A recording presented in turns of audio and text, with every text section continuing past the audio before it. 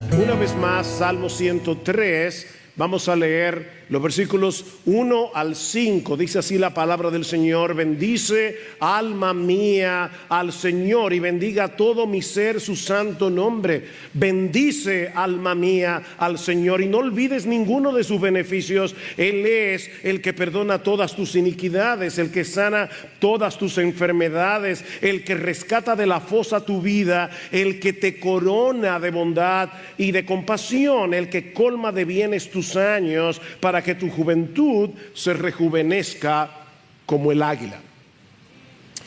En el año 1621, los peregrinos que llegaron en el Mayflower a América, lo que vendría a ser más adelante los Estados Unidos de Norteamérica, celebraron lo que hoy conocemos como el Día de Acción de Gracias.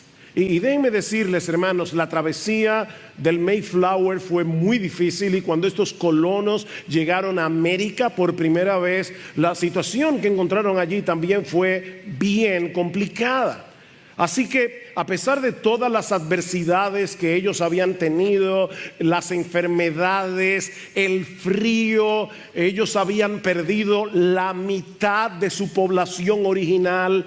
Aún así, estos hombres y mujeres decidieron apartar un día para dedicarlo a agradecer a Dios por su generosa provisión. Esta semana pasada, por lo menos a través de 2 chats en lo que estoy de la iglesia, 2 hermanos nos compartieron la noticia de que en República Dominicana, en el año 1962, se declaró la ley 1638, creo que es, que todavía de paso está vigente, que dedica oficialmente el 4º jueves de noviembre como el Día Nacional de Acción de Gracias. Así que, si no lo sabías, nosotros como nación, por decreto gubernamental, tenemos un Día de Acción de Gracias. Ahora, aunque es valioso, ¿verdad?, que algunas naciones hayan establecido un día para agradecer a Dios, los cristianos no somos agradecidos por decreto gubernamental. Los cristianos somos agradecidos por decreto divino, no por decreto gubernamental. Somos agradecidos porque la Biblia nos llama a hacerlo y porque la nueva vida que tenemos en Cristo nos mueve a hacerlo. Las Escrituras no solo nos ordenan dar gracias, sino que nos muestra cómo la gratitud debe brotar de un corazón que reconoce todas las bendiciones que nosotros recibimos de la mano de Dios cada día, todas las cuales las recibimos de pura gracia. Salmo 34:1: bendeciré al Señor en todo tiempo, continuamente estará su alabanza en mi boca. Primera Tesalonicenses 5:18: dad gracias en todo, porque esta es la voluntad de Dios para vosotros en Cristo Jesús. Hay creyentes que siempre están afanados tratando de descubrir cuál será la voluntad de Dios para mí. Bueno, déjame decirte que en lo que descubres otras cosas, he aquí cuál es la voluntad de Dios para ti: que tú des gracias en todo, no por todo según el texto de Tesalonicenses, pero sí en todo, en medio de cualquier circunstancia. Ahora, cuando llegamos a Efesios 5:20, ahí dice: dando siempre gracias por todo al Dios y Padre en el nombre de nuestro Señor Jesucristo. Y aquí Pablo está hablando de la llenura del Espíritu. Una persona llena del Espíritu da gracias a Dios en todo y por todo. Colosenses 3:17: y todo lo que hacéis de palabra o de hecho, hacedlo todo en el nombre del Señor Jesús, dando gracias por medio de él a Dios el Padre. Filipenses capítulo 4 versículo 6: por nada estéis afanosos, sino sean conocidas vuestras peticiones delante de Dios con toda oración y ruego con acción de gracias. ¿Necesito citarte más textos? Bueno, esta es la misma invitación que nosotros encontramos en el Salmo 103. Este salmo es un recordatorio poderoso de que nuestra gratitud no depende de las circunstancias por las que estemos atravesando. Nuestra gratitud depende de las bondades inmerecidas que Dios derrama sobre nosotros cada día.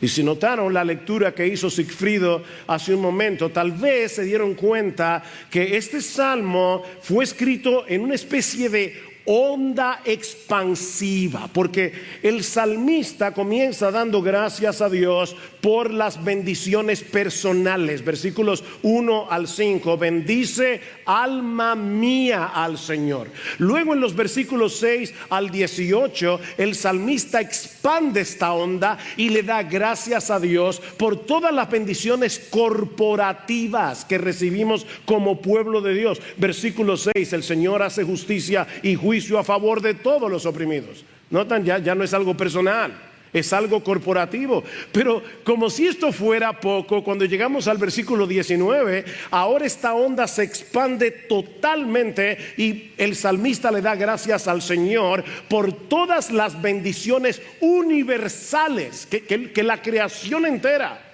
recibe de la mano de Dios. Dice: ángeles, alaben a Dios, todas sus criaturas alaben a Dios. Y termina con una nota personal: bendice alma mía al Señor.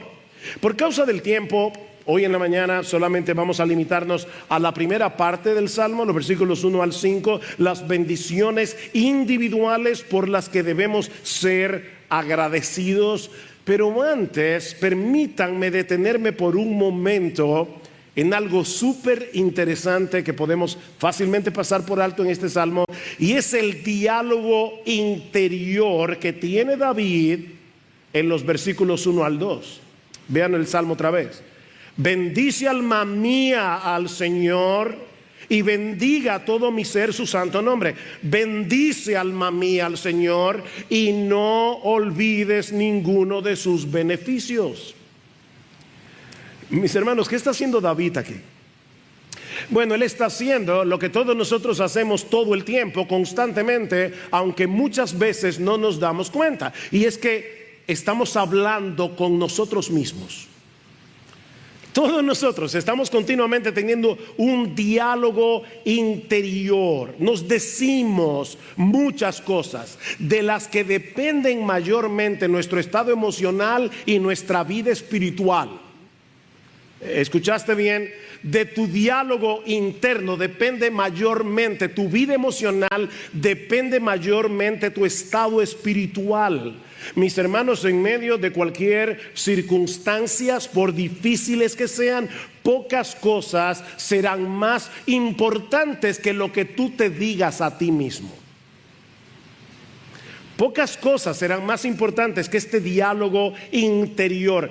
Es tu propio razonamiento, tu proceso de razonamiento, el que te ayudará a salir adelante o el que terminará hundiéndote en el pantano del desaliento o en un hoyo de amargura.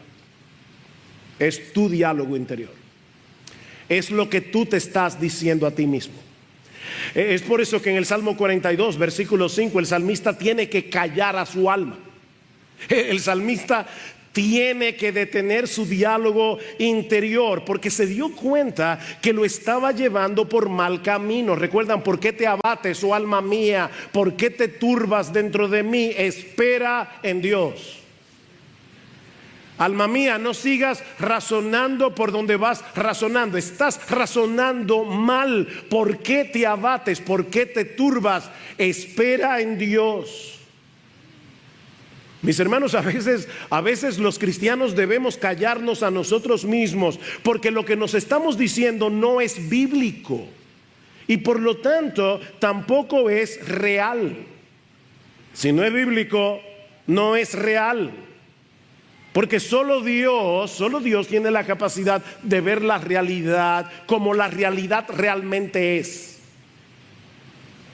Así que te repito, si lo que te estás diciendo a ti mismo no es bíblico, ya no tengo esperanza, ya no sirvo para nada más, no puedo seguir adelante, no puedo seguir corriendo la carrera, estoy cansado, estoy hastiado, lo que quiero es tirar la toalla, mi hermano, mi hermana, lo que te estás diciendo no es bíblico y por lo tanto no es real.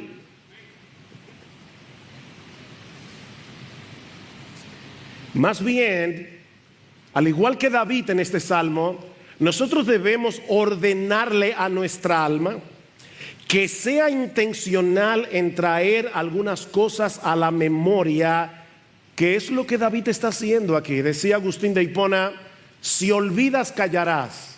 En otras palabras, si olvidas no vas a dar gracias, si olvidas no vas a alabar a Dios, si olvidas callarás. Y eso es precisamente lo que David quiere evitar aquí. No te olvides, alma mía, de las bendiciones de Dios. ¿Recuerdan aquel himno antiguo que decía, cuenta las promesas que el Señor te dio? Bendiciones, ¿cuántas tienes ya? Bendiciones, Dios te manda más bendiciones. Te sorprenderás cuando veas lo que Dios por ti hará. Bueno, todos esos himnos están basados en este salmo. Y debo decir que David no se está refiriendo en este salmo al tipo de olvido que todos tenemos cuando no recordamos dónde dejamos las llaves o en qué gaveta pusimos ese documento tan importante. No, se trata más bien de un olvido que es producto de la falta de aprecio por el bien recibido. En otras palabras, es un olvido responsable, es un olvido culpable. Decía Matthew Henry que la ingratitud es una especie de ateísmo práctico. Olvida al dador mientras disfrutamos del don. Olvida al dador mientras disfrutamos del don. Pablo dice en Romanos capítulo 1 versículo 21 que la gratitud es uno de los primeros pasos para alejarte de Dios. ¿Oíste eso? La ingratitud es uno de los primeros pasos para alejarte de Dios. Hablando de los paganos, dice Pablo que aunque conocían a Dios, no le glorificaron como a Dios ni le dieron gracias. La ingratitud es una señal de un corazón que no reconoce la soberanía, que no reconoce la bondad, que no reconoce la gracia de Dios. Es como cerrar los ojos a la luz del sol, me salió el sanjuanero. Es como quejarnos por cerrar los ojos y no ver la luz del sol y entonces quejarnos por no verla. Un creyente ingrato corre el peligro de caer en una espiral de descontento, de queja, de amargura y finalmente de idolatría, porque comenzará a buscar en cosas creadas lo que solo el Creador puede proveerle. La ingratitud es peligrosa, mi hermano. La ingratitud no solo es ausencia de gratitud. No es más que eso, es una forma de rebelión. La ingratitud es una forma de rebelión. Cuando no somos agradecidos, comenzamos a ver las bendiciones de Dios como derechos adquiridos. Yo me lo merezco. O peor aún, como producto de tu propio esfuerzo. La ingratitud nos desvía de nuestra total dependencia de Dios, nos lleva a una actitud de orgullo, de autosuficiencia que daña nuestras relaciones con los demás y, lo que es 1000 veces peor, obstaculiza nuestra alabanza, obstaculiza nuestra adoración. Mira, mi hermano, mi hermana, la gratitud es directamente proporcional al aprecio que tú y yo tenemos por las bendiciones recibidas y a la conciencia que tenemos de ser absolutamente inmerecedores de esas bendiciones. Te repito eso otra vez, la ingratitud es directamente proporcional a tu aprecio por las bendiciones recibidas de la mano de Dios y por tu conciencia de lo inmerecidas que son esas bendiciones. Es por gracia. De no haber sido por Cristo, de no haber sido por su obra en la cruz, de no haber sido por nuestra unión con Él, tú y yo no merecemos ninguna de las bendiciones de Dios. Ni una sola. Vamos a suponer que ahora que viene Navidad, un buen amigo tuyo o un buen familiar con una buena posición económica se aparece en tu casa el 25 de diciembre con un Lexus de regalo. Yo supongo que tú vas a estar muy agradecido. Ahora, vamos a suponer que el regalo venga de alguien a quien tú le has hecho mucho daño. Que el regalo venga de alguien que tiene suficientes pruebas contra ti como para llevarte a un tribunal y dejarte encerrado de por vida. Y esa persona se aparece en tu casa no con un alguacil, sino con un Lexus de regalo. Obviamente el valor del regalo aumenta considerablemente. No solo por el valor del carro, sino por quien te lo está dando.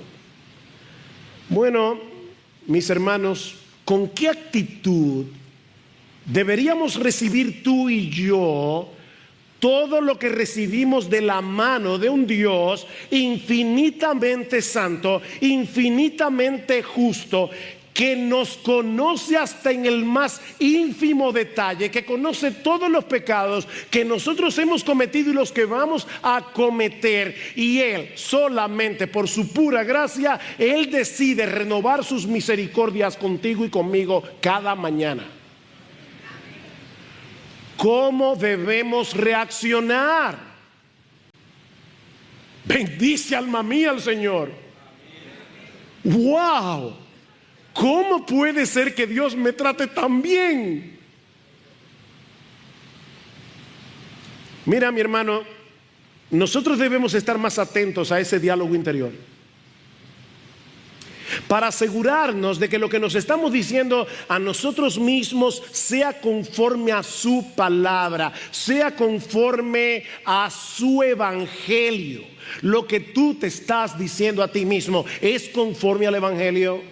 Señores, por gracia, yo debería estar en el infierno hace rato y tú me diste salvación en Cristo, y como si eso fuera poco, tus misericordias se renuevan cada mañana. Bueno, está aquí lo del diálogo interior. Veamos ahora la lista de bendiciones personales que David enumera en los versículos 3 al 5. La lista de bendiciones personales. Y él comienza por la más importante de todas, el perdón de los pecados. Que dice, versículo 3, recuerden, David está hablando consigo mismo. ¿Cuándo fue la última vez? Y esto no es una pregunta retórica. ¿Cuándo fue la última vez que tú te detuviste antes de venir a orar y le dijiste a tu alma, alma mía, no olvides ninguno de los beneficios que tú recibes de la mano de Dios, incluyendo el hecho de que Él es el que perdona todos tus pecados? Él es el que perdona todas tus iniquidades. Ese es el mayor beneficio que cada uno de nosotros recibimos de la mano de Dios, por la simple razón de que el pecado es el mayor de nuestros problemas. Lamentaciones capítulo 3, ¿por qué se lamenta el hombre viviente? Laméntese el hombre por su pecado. ¿Cuál es la razón primordial de tu lamento? ¿El esposo que tienes, la esposa que tienes, los hijos que tienes, el jefe que tienes? ¿Qué dice el salmista? Jeremías en Lamentaciones. ¿Por qué se lamenta el hombre viviente? Laméntese el hombre por su pecado. El pecado nos separa de Dios. El pecado nos hace merecedores de su ira. El pecado daña nuestras relaciones personales. El pecado puede llevar a producir muchos problemas emocionales y físicos si no lidiamos apropiadamente con la voz acusadora de nuestra conciencia. El pecado, mis hermanos, es una verdadera desgracia. Y Dios es el que perdona todos nuestros pecados. Dios estuvo dispuesto a hacer lo que hizo para poder perdonar nuestros pecados, porque Dios sí sabe lo que es el pecado. Dios sí ve el pecado en toda su fealdad. Obviamente David no sabía lo que tú y yo sabemos hoy acerca de la obra redentora de Cristo, pero él conocía muy bien el sistema de sacrificios en el Antiguo Testamento que prefiguraban esa obra de redención. Y si algo revelaban claramente todos esos sacrificios, es que Dios no juega con el pecado. Dios no toma el pecado a la ligera. Mi amigo, Dios no puede hacerse de la vista gorda con tu pecado, porque si lo hiciera, eso no sería una virtud, eso sería un defecto de carácter. Dios dejaría de ser Dios. Dios dejaría de ser santo. Dios dejaría de ser justo si tomara el pecado a la ligera. Su justicia exige que el pecado sea debidamente castigado, pero nuestro Dios también es amante y compasivo, y fue tal su amor por sus criaturas pecadoras que Él decidió pagar el precio Él mismo, en la segunda persona de la Trinidad. La muerte de Cristo en la cruz es el acto de amor más extraordinario, es el acto de amor más incomprensible de toda la historia humana. Y aunque David no tenía toda la información que tú y yo tenemos hoy, lo que él sabía del carácter de Dios, lo que él conocía de su propia pecaminosidad, fue lo que lo llevó a exclamar: bendice alma mía al Señor, no olvides ninguno de sus beneficios, Él es el que perdona todas tus iniquidades. Y mira, si él estaba maravillado con el perdón de Dios, ¿cuánto más nosotros que vivimos de este lado de la cruz? ¿Cuánto más nosotros que conocemos la agonía que Jesús tuvo que soportar en el madero para que tú y yo pudiéramos ser salvos? Eso fue lo que vinimos a recordar en la cena del Señor, ¿no es así? Jesucristo pagó nuestra deuda en la cruz para que nada se interpusiera entre nosotros y Dios. Déjame hacerte una pregunta. Ya se está acabando el 2024. Más o menos, ¿como cuántos pecados te perdonó Dios este año?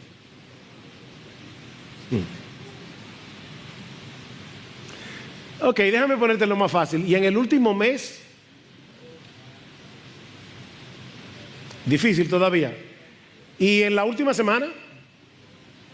Todavía difícil. ¿Y hoy? Hoy. ¿Tú te das cuenta de lo que hace Dios? Van 11 meses, empezando el 12º del 2024.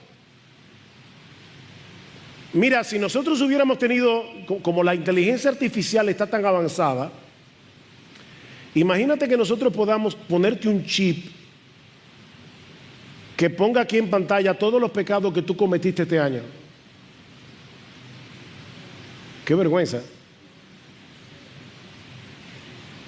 ¿Sabes qué?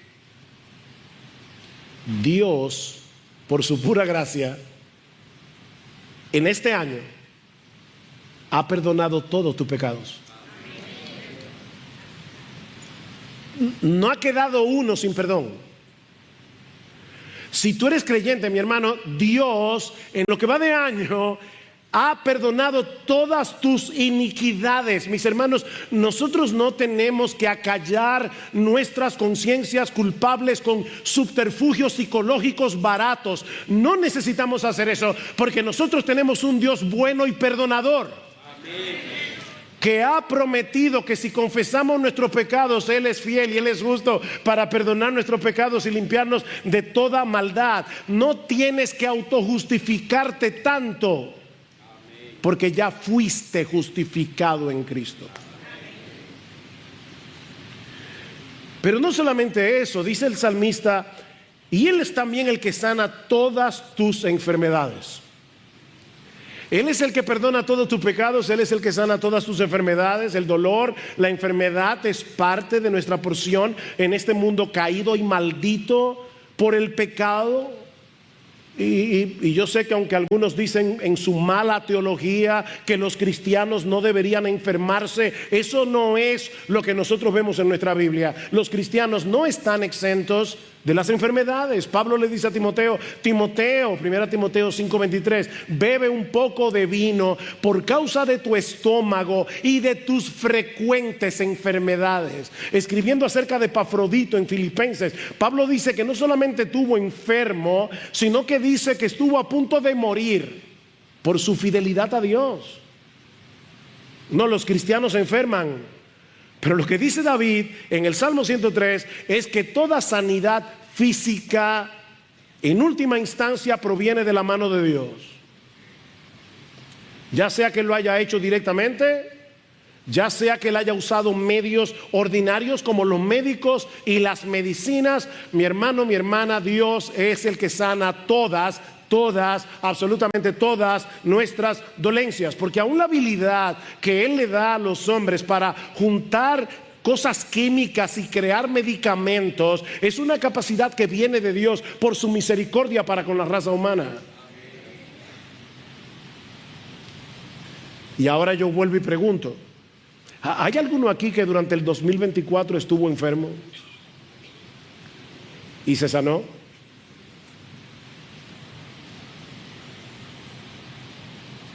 Porque si es así, alaba a Dios, porque fue Dios el que lo hizo. Cada gripe, cada influenza, cada COVID, cada lo que sea, si estuviste enfermo y Dios te sanó, alaba a Dios.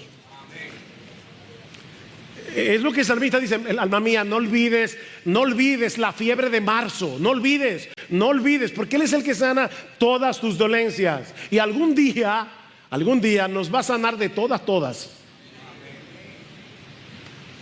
A veces oramos por una persona que tiene cáncer y se muere. Y uno dice, pero el Señor no respondió la oración. Bueno, si era un creyente, claro que la respondió, porque él ya no tiene cáncer. Algún día va a responder todas nuestras oraciones. Pero no solamente eso, dice el salmista que Él es el que rescata nuestra vida de la muerte. Versículo 4. Él es el que rescata de la fosa tu vida. La Nueva Versión Internacional lo traduce, el que rescata tu vida del sepulcro. Y debo ser honesto aquí, porque algunos entienden que David se está refiriendo aquí al hecho de que en algunas ocasiones él estuvo al borde de la muerte y Dios lo rescató. Otros piensan que David probablemente se está refiriendo a la resurrección. Y si ustedes me preguntan, yo no sé cuál de las dos interpretaciones es la correcta. Yo solo sé que bíblicamente las dos son correctas. Mira, hay un montón de veces en los que tú ibas a salir de tu casa y de repente se te olvidó un portafolio que tú necesitabas para la oficina, te devolviste a buscar el portafolio y aunque probablemente en ese momento te molestó, como ayer por ejemplo, cuando salíamos del día de familia, del día de los líderes, yo había olvidado mi iPad y mi Biblia, así que habíamos avanzado un poco, tuvimos que devolvernos otra vez y ahí perdimos como 5 o 10 minutos en lo que nos abrieron la puerta, busqué el iPad, etcétera, etcétera. Ahora, ¿saben qué? Yo no tengo la menor idea si tal vez es porque Dios sabía de antemano que si yo hubiera salido 10 minutos antes hubiera tenido un accidente en la carretera, y Dios, sin que yo lo supiera, creó esta circunstancia providencial para librar mi vida de la muerte. ¿Tú sabes cuántas veces Dios te ha librado de morir y tú ni lo sabes? Un montón de veces. un montón de veces.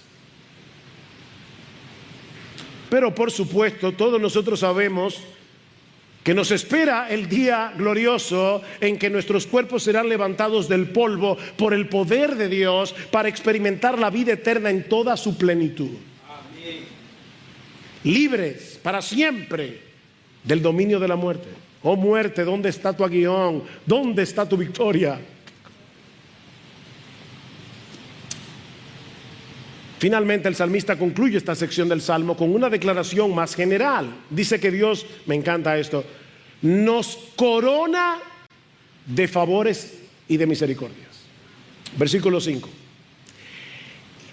4b, perdón. El que te corona de bondad y compasión, el que colma de bienes tus años, para que tu juventud se rejuvenezca como el águila. Ya no se refiere a cosas específicas como las que ha mencionado anteriormente, sino a todas las bendiciones que nosotros recibimos diariamente de la mano de Dios, sea que la percibamos o no. Y me encanta porque dice que esas bendiciones nos coronan. ¿Saben cuál es la idea?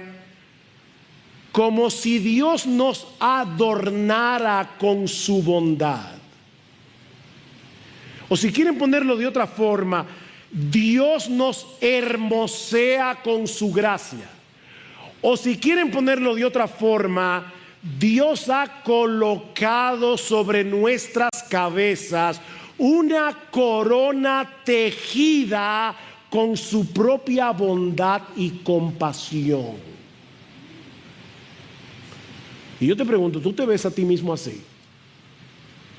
Coronado por Dios, con una corona tejida de bondad, una corona tejida de compasión que Él mismo puso tu cabeza por causa de Jesús.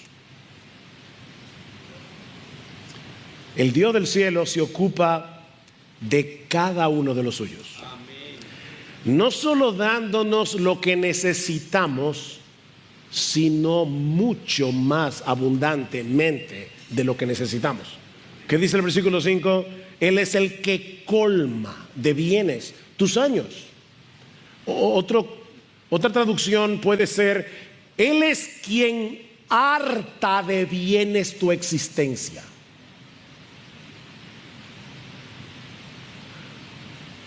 Ustedes están como muy callados hoy.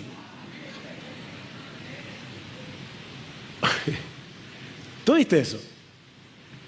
David, inspirado por el Espíritu Santo, le dice a su alma: alma mía, bendice al Señor, porque ese Dios que está sentado en su gloria, ese Dios todopoderoso, ese Dios lleno de gracia, ese Dios lleno de bondad, ese Dios lleno de compasión, harta de bienes tu existencia. Bendice, alma mía, al Señor. ¿Qué dice Santiago 1:17? Todo don perfecto, toda cosa buena desciende de lo alto, del Padre de las luces. Todo lo bueno que viene a tu vida viene de la mano de Dios. ¿Qué dice el Salmo? El famosísimo Salmo 23. Ciertamente el bien y la misericordia me seguirán todos los días de mi vida, todos los días. Y la palabra que usa David, la palabra hebrea, significa me perseguirán. No importa por dónde yo me quiera escabullir, la misericordia y la bondad de Dios me van a perseguir todos los días de mi vida. Amén. Gloria a Dios. Y en la casa del Señor moraré por largos días.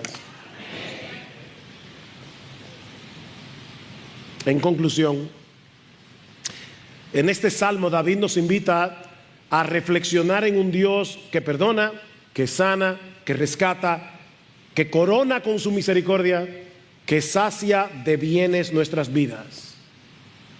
Es evidente que David no daba por sentado ninguna de las bendiciones que Dios derramaba sobre él día tras día. Pero mis hermanos, ¿qué de nosotros los creyentes del nuevo pacto? Nosotros que entendemos mucho mejor que David el costo que Dios tuvo que pagar para saciarnos con sus bendiciones, la muerte de su propio hijo. Lo que estamos recordando hoy aquí fue en esa cruz donde se derramó la sangre que limpia nuestras iniquidades. Fue en esa cruz donde se abrió el camino para nuestra reconciliación con un Dios santo. Cada vez que celebramos, hablando de enfermedades, cada vez que celebramos la cena del Señor, somos llamados a recordar esta gloriosa verdad. No hay perdón sin el sacrificio perfecto de Cristo. No hay redención sin su sangre derramada. No hay coronación de gracia sin su resurrección y ascensión victoriosas. Hermanos, ¿cómo debemos responder tú y yo a un amor tan desbordante?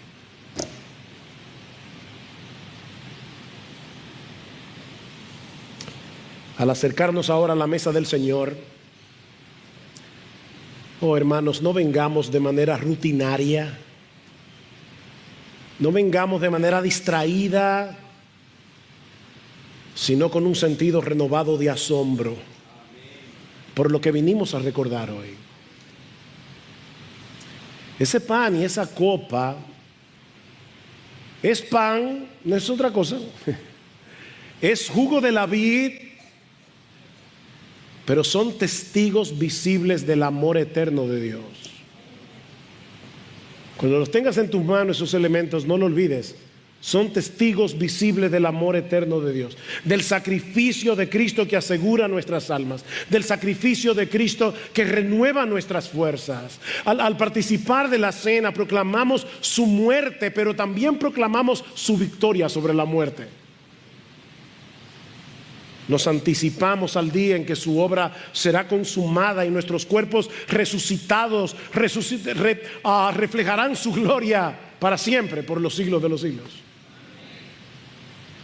Recuerda intencionalmente lo que esos elementos simbolizan: el costo infinito de nuestra redención a través del cuerpo y la sangre de Jesús, hasta que tu corazón se eleve a Dios en adoración, en gratitud, hasta que sinceramente tú puedas decirle hoy aquí a tu alma: alma mía, bendice al Señor.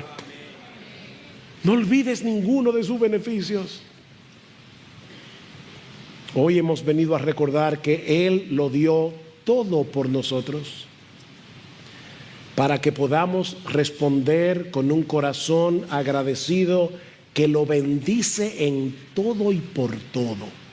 Él lo dio todo para que tú y yo vengamos hoy con un corazón agradecido a bendecirlo a Él en todo y por todo.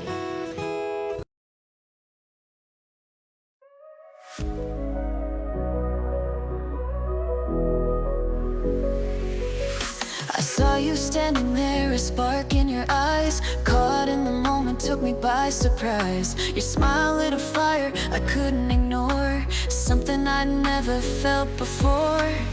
The world fades away, it's just you and me.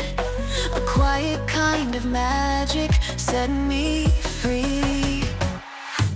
A kiss and everything starts. The chaos in my head was tearing me apart. This rush, this tingling in my veins, I hope this feeling forever remains.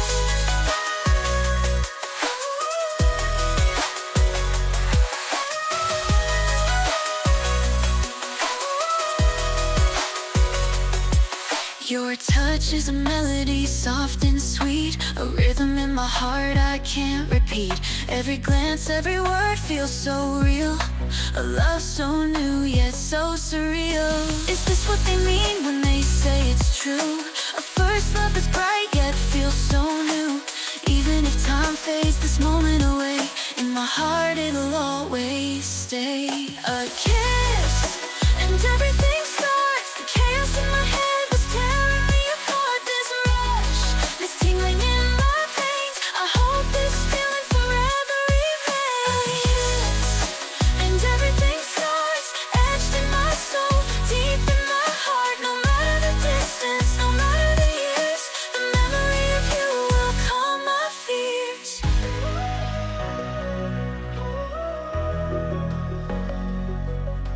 Time moves on, but I'm still holding tight to that fleeting moment that felt so right. Though life takes us down different roads, your love's the light that forever glows.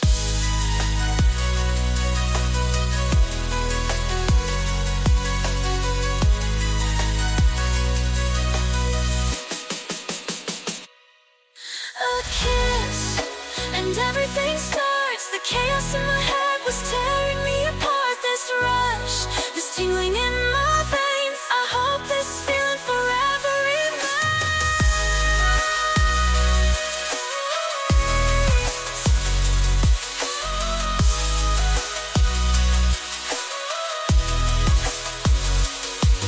This rush, this tingling in my veins. I hope this feeling forever remains.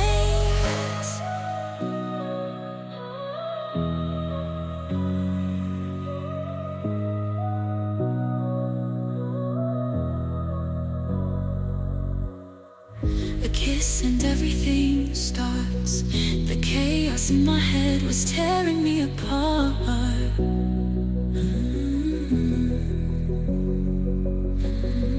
This rush, this